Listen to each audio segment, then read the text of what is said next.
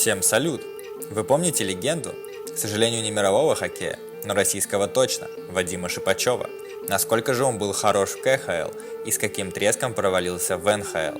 Один из самых провальных трансферов Вегаса и, пожалуй, главное разочарование сезона 17-18. Он разбил сердца миллионов и словил огромное количество хейта. Почему у Вадима ничего не получилось в НХЛ? Могло ли все сложиться иначе? Об этом и не только в нашем сегодняшнем ролике. Вы на канале «Где моя клюшка, чувак?». Подписывайтесь на него, ставьте лайк, а мы начинаем. Но перед этим быстро объявим итоги розыгрыша на 2 кепки. Итоги сейчас на вашем экране. Поздравляем 2 победителей. Чтобы получить кепки, скиньте ссылку на свою соцсеть. Мы вам напишем для уточнения клуба, который будет размещен на кепке, и адреса доставки.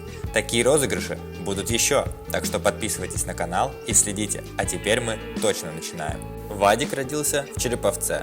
В хоккей начал играть там же. На юниорском уровне не было каких-то феноменальных результатов, во всяком случае в плане очков на региональных чемпионатах.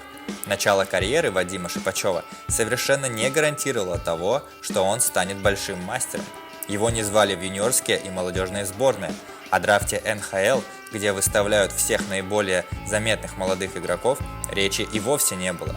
Типичный трудяга, который потом и кровью, транзитом через ХК Белгород, выиграет себе место в составе Северстали. Лишь в 23 года получилось провести полноценный сезон за Северсталь.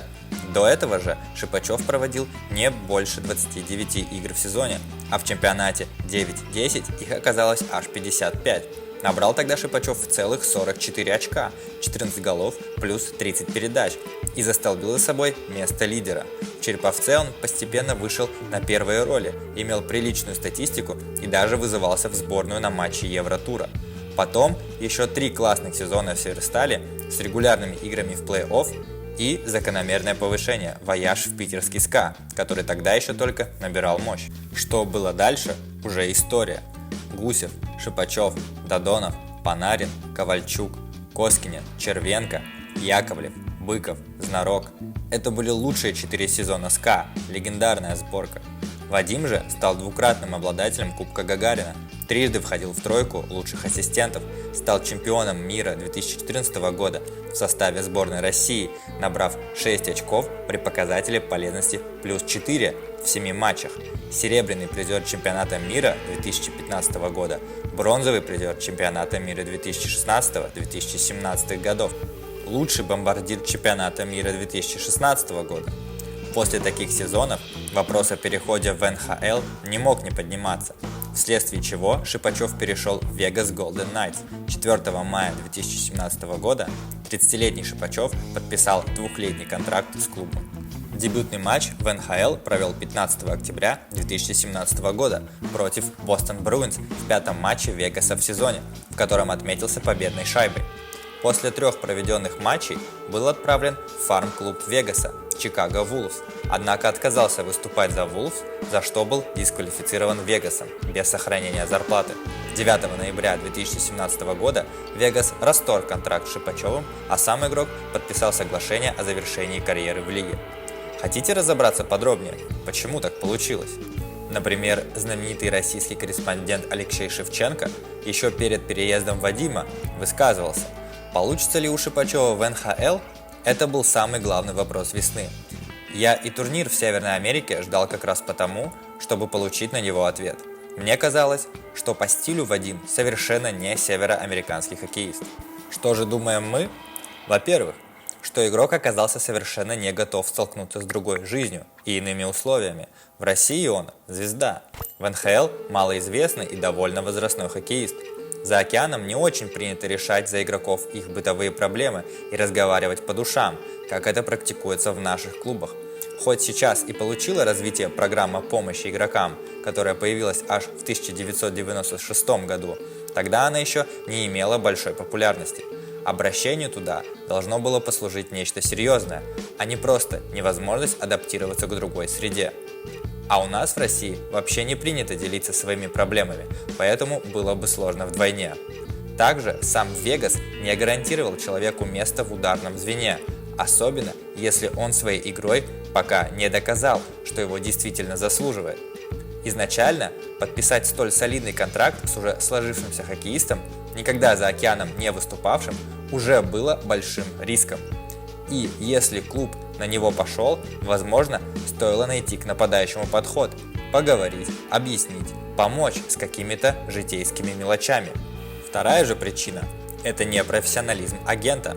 Он просто не смог обеспечить не только Вадима поддержкой в разбирательстве с клубом, но и не смог найти решений в проблемах даже бытового характера.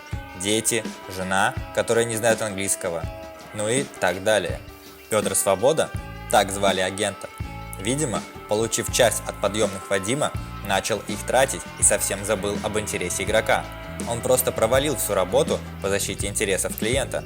Он просто не сумел нормально сработать. Может быть, и стоило играть за Чикаго, показать себя, а потом вернуться в Вегас. Успеха в НХЛ как раз и добивались те, которые либо не успели добиться каких-то заслуг в своем внутреннем чемпионате, либо те, кто умело забыл про них и начинал жизнь в лиге с чистого листа. Но мы и не снимаем вины с самого Вадима. Он чуть ли не за год знал, что будет играть за океаном, знал, что работает и живет в России почти 30 лет. К переезду точно нужно подготовиться.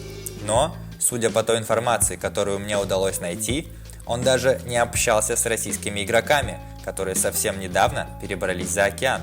Не спрашивал, как они адаптировались, как подготовиться к переезду. Видимо, слишком поверил в себя. Да что тут говорить, они с женой даже не учили английский. В итоге же шаг навстречу никто сделать то ли не смог, то ли попросту не захотел. Шипачев не стал терпеть ссылку в АХЛ, стараться и что-либо доказывать. Думаю, здесь сыграла свою роль самоуважение игрока или даже гордыня, сколоченная к 30 годам. Итог оказался таков. Скорое возвращение в КХЛ после 3 матчей в НХЛ. Игра сначала за питерский СКА, а затем за московское Динамо. Отрезок в Динамо все-таки стал очень и очень успешным. Во всех 4 сезонах в Динамо он шел с опережением графика очко за игру. В сезоне 21-22 вообще сыграл 59 матчей с учетом плей-офф, забил 27 шайб и отдал 57 голевых передач. В составе «Динамо» Шипачев трижды становился лучшим бомбардиром и ассистентом регулярного чемпионата. Дважды получал приз «Золотой шлем» за попадание в сборную лучших игроков сезона 2021 и 21-22. И 2 раза признавался самым ценным игроком регулярного чемпионата КХЛ, приз «Золотая клюшка» в тех же сезонах. Затем последовал переезд в Акбарс на контракт с зарплатой в 75 миллионов рублей в год и яркое, но все-таки затухание карьеры. Вадиму уже скоро 37. В 2 сезонах в Акбарсе он стабильно выбивал 40 очков, но не более. Да, Шипачеву просто не подошла такая лига, как НХЛ, а если и стоило туда уезжать, то гораздо раньше. Вадим просто легендарный хоккеист для российского хоккея. Его бомбардирские и ассистентские рекорды могут продержаться еще очень и очень долго. А в следующем сезоне мы ждем его возвращения в Череповецкую Северсталь вместе с Дмитрием Кагарлицким. Что ж, если вам понравился ролик, то подписывайтесь на канал и ставьте лайк, тогда такого контента будет больше. Также пишите ваше мнение и предложения в комментарии. Всем хоккея и до скорого!